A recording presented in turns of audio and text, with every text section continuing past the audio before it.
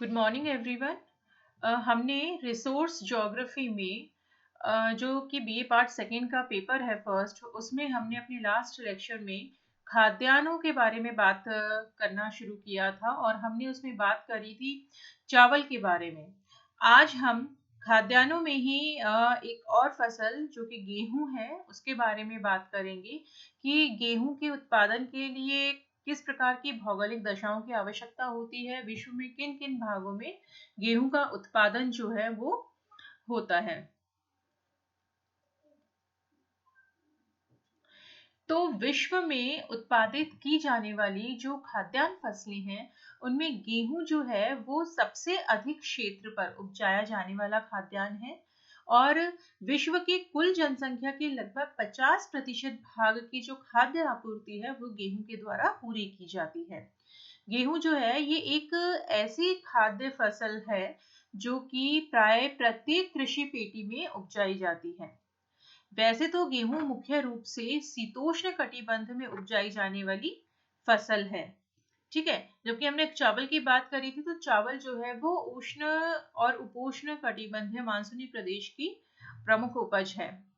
विस्तृत रूप से गेहूं की कृषि जो है वो मध्य अक्षांशों की जो आर्द्र भाग है वहां पर की जाती है और इसका जो मुख्य क्षेत्र है वो दक्षिणी गोलार्धों में तो 20 डिग्री से 40 डिग्री अक्षांशों के बीच और उत्तरी गोलार्ध में 30 डिग्री से 35 डिग्री उत्तरी अक्षांशों के बीच मिलता है।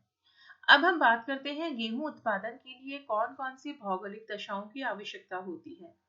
तो भौगोलिक दशाओं में सबसे पहले आता है जलवायु। गेहूं जो है ये, जैसा कि मैंने बताया, मुख्य रूप से शीतोष्ण जलवायु में पैदा होने वाली खाद्यान्न फसल है। शीतोष्ण कटिबंध से मतलब है जो कि 23.5 डिग्री से 66.5 डिग्री अक्षांशों के बीच दोनों गोलार्धों में विस्तृत क्षेत्र है वो, ठीक है। तो गेहूं उत्पादन जो है वो आर्द्र और अर्ध शुष्क जलवायु में इसका उत्पादन किया जाता है।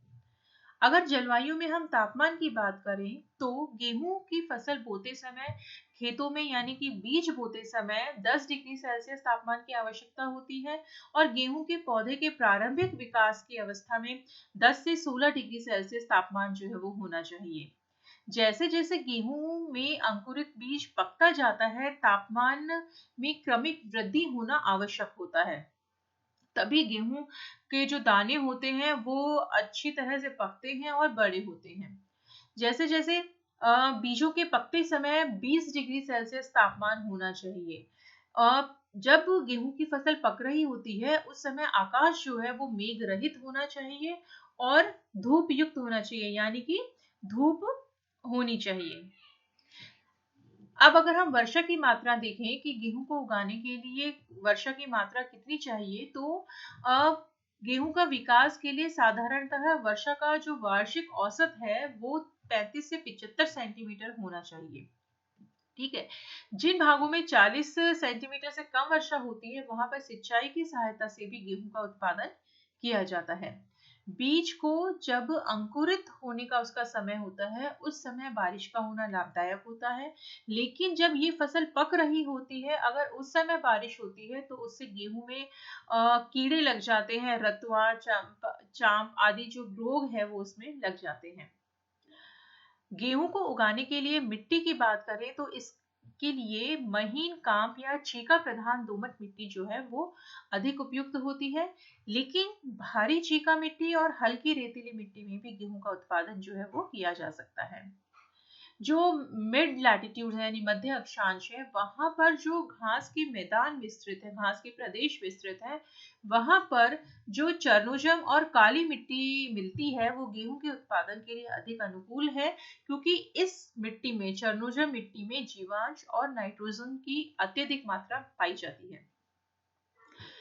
धरातल जो है वो सामान्यतः ढाल युक्त समतल धरातल होना चाहिए ताकि जल जो है उसका प्रवाह आसानी से हो सके। मशीनीकृत कृषि के कारण आधुनिक समय में गेहूं की फसल की निराई, गुड़ाई, कटाई आदि सभी कार्य जो है वो विस्तृत कृषि फार्म्स पर मशीनों के द्वारा भी किए जाते हैं। इसीलिए धरातल जो है वो समतल होना चाहिए।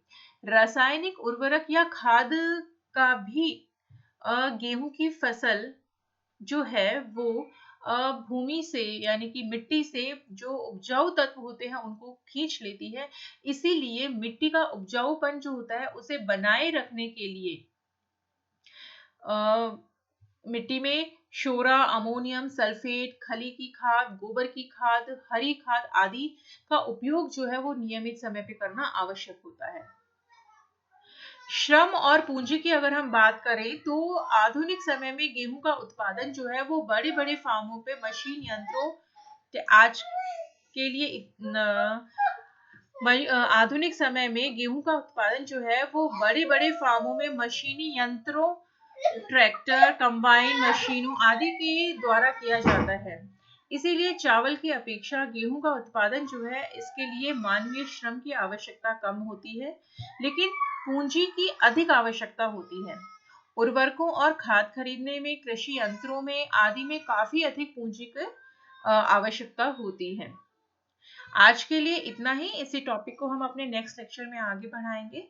तब तक के लिए stay safe, stay happy. Thank you.